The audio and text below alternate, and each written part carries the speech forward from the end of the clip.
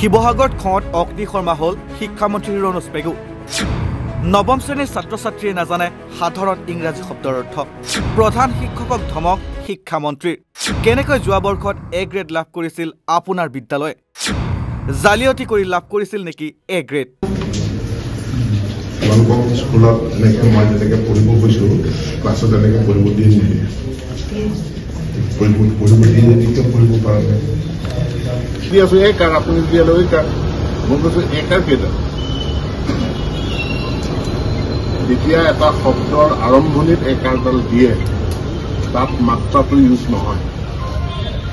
এই কাৰডাল যদি শব্দৰ মাজত থাকে তেতিয়া তাত মাত্ৰাটো লাগে। এতিয়া কোঁৱৰণি ইয়াত একাৰডাল আৰম্ভ হৈছে, ইয়াত মাত্ৰা নাথাকে। কিবৰ্ডত কম্পিউটাৰ কিবৰ্ডত দুডাল একাৰ আছে।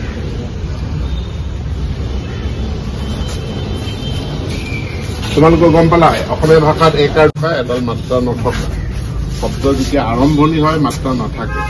শব্দৰ মাজত যদি একাৰডাল সোমায় যেনে ৰণোজ মাজত আছে নহয় তাত মাত্ৰা থাকিব। বুজিলা? তেল আৰম্ভণিতে আছে তাত মাত্ৰা নাথাকে।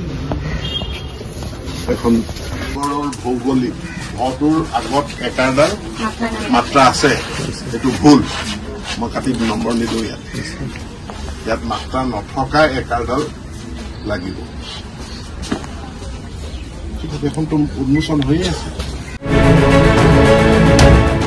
ভানুৰাম গগৈ সৰণী উচ্চতৰ মাধ্যমিক বিদ্যালয়ত গুণোৎসৱত উপস্থিত হৈ প্ৰধান শিক্ষকক এজাউৰি দিলে শিক্ষামন্ত্ৰীয়ে।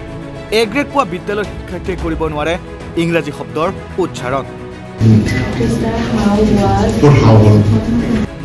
মৰ্ণিং বানান উচ্চাৰণ কৰিব পৰা নাই নৱম শ্ৰেণীৰ ছাত্ৰ ছাত্ৰীয়ে। ইয়াতে খৰ্গহস্ত শিক্ষামন্ত্ৰী ডক্টৰ ৰণোজ পেগু। নাই, সেইকাৰণে মই যিসকল এক্সটাৰ্নেল ইভালুৱেটৰ বা বহিৰ্মূল্যায়ক সকলোকে আপোনালোকৰ জৰিয়তে মুক্তভাৱে মই আহ্বান জনাওঁ যে এইটো এটা বহুত ডাঙৰ জাতীয় দায়িত্ব।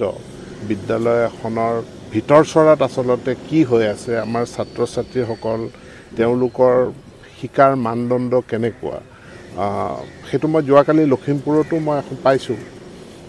যিখন বিদ্যালয়ত কদম কছাৰী ME স্কুল, তাত মৰ্ণিং বানানটো উচ্চাৰণ কৰিব পৰা নাই ক্লাছ 7ৰ ল'ৰা ছোৱালীয়ে।